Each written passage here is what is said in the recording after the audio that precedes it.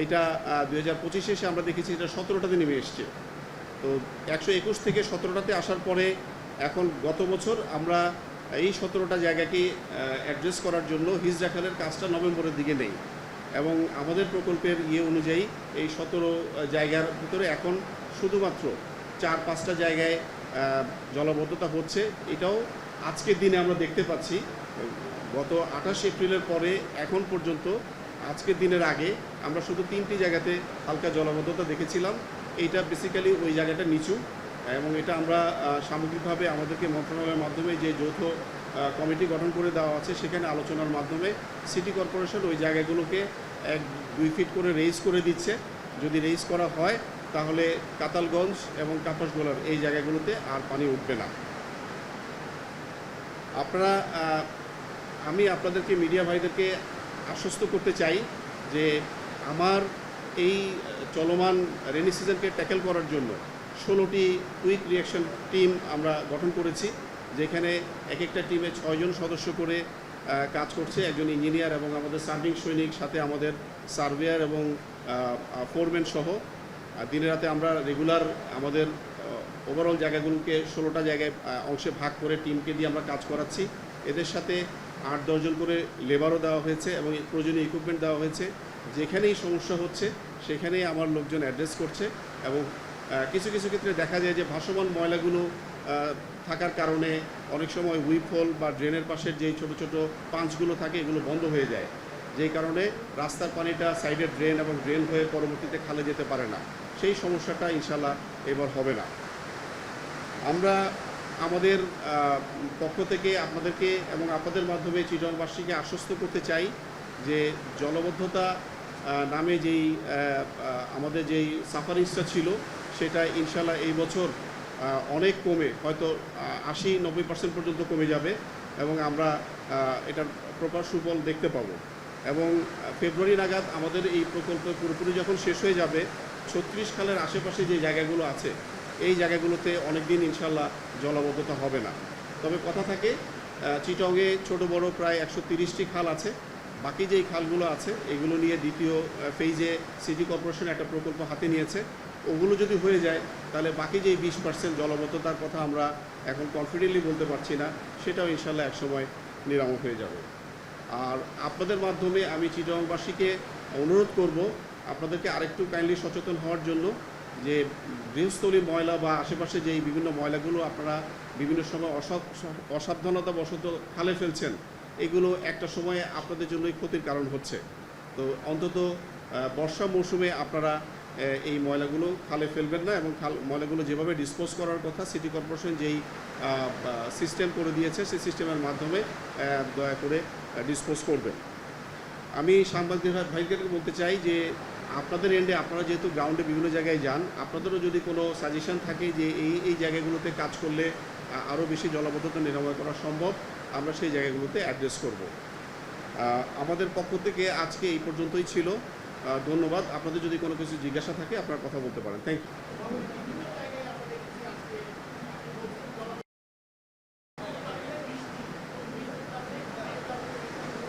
আজকে আমাদের একটা ডিজাইন ছিল যে আমরা 550 মিলিমিটার বৃষ্টি পর্যন্ত আমাদের যেই ড্রেনেজ মডেলিং আমাদের কনসালটেন্ট টিম যেটা দিয়েছে সেটা করতে সক্ষম।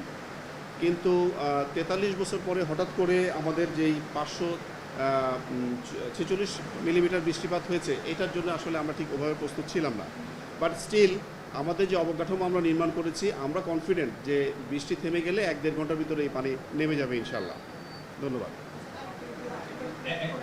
আমার এই প্রকল্পে আমি যেভাবে বলেছি যে আমার হিজড়া খালের কাজটাই শুধু বাকি আছে, বাকি 5টা খালের 2% করে কাজ বাকি আছে। ওভারঅল এই কাজের 98% কমপ্লিট হয়ে গেছে। ধন্যবাদ। আচ্ছা, সিডিএ নিয়ে প্রজেক্ট এটি 18 সালে নিয়ে 22 সালে শেষ হওয়ার কথা ছিল। সেটি সিডিএ যখন আসলে নিজেদের সক্ষমতার বাইরে গিয়ে তারা তো বিলম্ব। ধন্যবাদ। আপনি খুব সুন্দর একটা কোশ্চেন করেছেন। এই জাতীয় প্রজেক্ট কিন্তু বাংলাদেশে খুব কম। এটা একটা পাইলট প্রজেক্ট ছিল এবং ক্লাসিক্যালি চিটংয়ের যে সমস্যা, এই সমস্যাটা অন্য জায়গায় এরকম প্রকট ছিল না। আমাদের এইখানের এই সিটিটা অনেক পুরাতন। বন্দরনগরী চট্টগ্রামের ইতিহাস কিন্তু অনেক পুরাতন।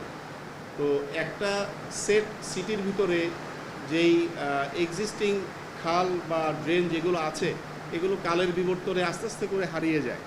এবং একটা পরিপূর্ণ শহরের মাঝখানে আমি যখন খাল খনন করে খালকে বৃদ্ধি করে বিল্ডিং ভেঙে লোকজনের সাথে নেগোসিয়েশনের মাধ্যমে তার পৈতৃক জমিটাকে বুঝিয়ে নিয়ে ল্যান্ড অ্যাকুইজিশন করে যখন কাজ করতে যাব, এই চ্যালেঞ্জটা প্রকল্প যখন বাস্তবায়ন করার আগে প্রকল্পের পরিকল্পনা করেছে, পরিকল্পনা কমিটি ঠিক ওইভাবে হয়তো চিন্তা করে নেই। যখন তারা কাজ করতে গিয়েছে তখন তারা দেখলো যে না, এটা আসলে এভাবে সম্ভব না। ঠিক যে কারণেই কাজটা সিডিএ নিজে না করে সেনাবাহিনীর হাতে দিয়েছে, কারণ হয়তো ওনারা মনে করেছে এই কাজটা সেনাবাহিনীর পক্ষে করাটা ইজি। তা আমরা ওই সমস্যাগুলোকে দূরীভূত করে আমাদের এন্ডে 24 আওয়ার্স কাজ করে লোকজনের সাথে আমাদের ইউনিফর্মের যেই যে লোকজনের আমাদের প্রতি যেটা আশ্বস্ততা, এটাকে কাজে লাগিয়ে ওনাদেরকে প্রয়োজন বুঝিয়ে আমরা কাজগুলোকে আস্তে আস্তে করে নিয়েছি এবং একটা সময় এসে আমরা প্রকল্পটা বাস্তবায়ন করতে সক্ষম হয়েছি।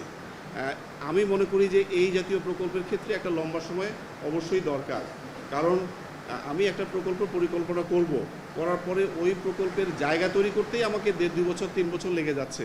এরপরে আমি যখন কাজ শুরু করার একটা অবকাঠামোগত নির্মাণের একটা সময় লাগে, এই সময়টা তো দিতে হবে।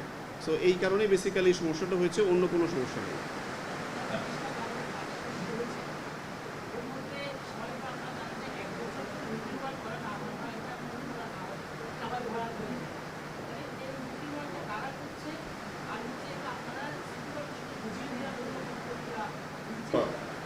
খুবই অ্যাপ্রোপ্রিয়েট একটা কোয়েশ্চেন এই মুহূর্তে, যেহেতু আমাদের প্রকল্পটা অলমোস্ট 98% শেষ হয়ে গেছে। আমাদের এই জায়গাটাতে এখন চিন্তা করার বিষয়। তো আমরা গত 2018 থেকে এই প্রকল্প নেওয়ার পরে গত 8 বছর এই প্রকল্পের আওতায় আমাদের খাল যেগুলো আমরা কমপ্লিট করেছি এগুলো আমরা পরিষ্কার করে দিয়ে এসেছিলাম। এটার জন্য একটা বাজেটও ধরা আছে। আমরা যখন এখান থেকে চলে যাব, আমাদের সাথে আমাদের যেই সমন্বয় কমিটি যেটা করা হয়েছে মন্ত্রণালয়ের পক্ষ থেকে, সিটি কর্পোরেশন এবং অন্যান্য সহায়তায় আমরা সিটি কর্পোরেশনের সাথে একটা যৌথ প্রকল্পে যাচ্ছি, যেটা বেসিক্যালি এই খালগুলোকে মেনটেনেন্স করার জন্য। আমরা তাদের সাথে 1 বছর বা 2 বছর তাদের সাথে যৌথভাবে কাজ করব। গত 8 বছরে আমাদের যে অভিজ্ঞতা, কাজটা কীভাবে করতে হয়, কী কী ধরনের ইকুইপমেন্ট লাগে, কী কী ধরনের এক্সপার্টিস লাগে, এটা আমরা গ্র্যাজুয়ালি তাদেরকে শেখাবো। এরপরে বাকি 3 বছর তারা নিজেরাই করবে এবং অনওয়ার্ড এরপর থেকে এই খালগুলো যেহেতু সিটি কর্পোরেশনের দায়িত্বেই থাকবে, তারা এই কাজটা করবে।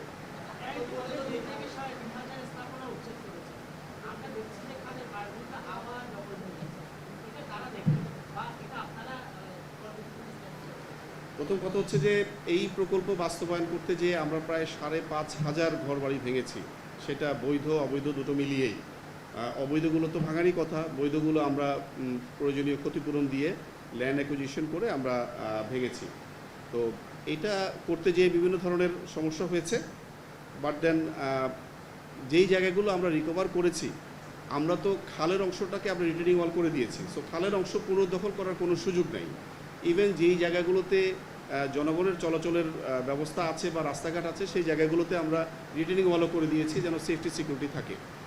অবশিষ্ট যেই অংশটুকু অনেক ক্ষেত্রেই আমরা আমাদের এই খালগুলো পরিষ্কার করার জন্য আমাদের যে ইকুইপমেন্টগুলো নিতে হবে, সেটা ডাম্পার বলেন, এক্সক্যাভেটর বলেন বা এই জাতীয় যন্ত্রপাতি যেগুলো নিতে হবে, সেগুলোকে খাল পর্যন্ত নেওয়া এবং খাল থেকে ময়লা পরিষ্কার করার জন্য আমরা রাস্তা করে দিচ্ছি, যেটাকে আমরা বলছি সার্ভিস লেন। এই সার্ভিস লেন বা সার্ভিস রোড করার পরে অবশিষ্ট যে জায়গাটুকু থাকবে, এই জায়গাগুলোতে আমরা বৃক্ষরোপণ করে দিব, যেটা আমরা অ্যাফোস্টেশন বলি। বৃক্ষরোপণ করে দিলে খালের সৌন্দর্যও বাড়বে এবং হয়তো বিকালবেলায় চিটংয়ের মানুষ পরিবার নিয়ে সেখানে হাঁটতেও পারবে।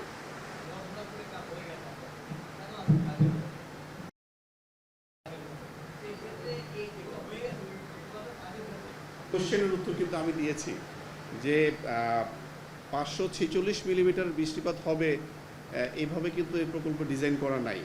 আর 43 বছর পরে যেই পানি উঠে এভাবে যদি ডিজাইন করে, তাহলে সরকারের একটা বড় বাজেট নিয়ে কাজ করতে হবে। আমাদের দেশ গরিব, আমাদের টাকা কম, তো আমাদেরকে এমন একটা প্রকল্প করতে হবে যেখানে অর্থের সাশ্রয় হবে, আবার সেটা ইফেক্টিভ হবে। 43 বছর পর্যন্ত এই প্রকল্প কিন্তু ঠিক থাকার কথা। তো 43 বছর পরে হঠাৎ করে বেশি বৃষ্টিপাত হলে এই সমস্যা কিন্তু সাময়িক। আমি বলেছি যে পানি কিন্তু 1.5-2 ঘন্টার ভিতরে নেমে যাবে। সো এই জন্য একটা বড় অবকাঠামো করার প্রয়োজন আছে বলে আমরা অন্তত মনে করি না। নম্বর কোশ্চেন, আমাদের কনসালটেন্ট স্যার আছেন, যদি আপনাদের ড্রেনেজ মডেলিং বা অন্য কিছু সম্পর্কে কোনো কোশ্চেন জিজ্ঞেস করেন, 500 মিলিমিটার পর্যন্ত প্ল্যান করেছি। হ্যাঁ, 500 মিলিমিটার পর্যন্ত প্ল্যান করেছি। হ্যাঁ, আমি যদি 28 এপ্রিলের পর একটা হচ্ছে কাপাসগোলার ব্রিজের দুই পাশে, আরেকটা হচ্ছে কাতালগঞ্জেরই জাতিসংঘ পার্কের এখানে কাপাস গোলার, এটা আমরা চকবাজারের দিকে একটা অংশ আর ওদিকে একটা অংশ, দুটো অংশ অ্যাপ্রোচ রোডটা যখন করে দিব, আলটিমেটলি এখানে আর পানি ওঠার কোনো সুযোগ নাই। আর যেহেতু খালের উইথ 3 গুণ বেড়ে গেছে, ওনারা খুব রিসেন্টলি 15-20 দিন হবে ওনারা রাস্তাটা ডেভেলপ করেছেন, এবং আপনারা দেখেন যে আজকের এই অতিবৃষ্টির আগে যে বৃষ্টিগুলো হয়েছে, এর আগে কিন্তু 120 মিলিমিটার 135 মিলিমিটার বৃষ্টিপাতও হয়েছে গত 1 মাসের ভিতরে, তখন কিন্তু ওই জায়গাটাতে পানি উঠে নাই। তো আমাদের হিসাব যে যেই জায়গাগুলো আমরা গত বছর দেখেছি 17, এই 17 থেকে এইবার হোপফুলি 3-4টা জায়গার বেশি থাকবে না। আর আমার প্রকল্প এখনও 2% বাকি আছে, এবং হিজড়া খালের কাজ আরও প্রায় 23%-এর মতো বাকি আছে। এগুলো হয়ে গেলে এই অংশেও ইনশাল্লাহ আমরা যেভাবে বলছি যে 70 থেকে 80 ভাগ জলাবদ্ধতা হবে না, এটা আমরা ইনশাল্লাহ এই অ্যাচিভমেন্ট করতে পারবো। ধন্যবাদ।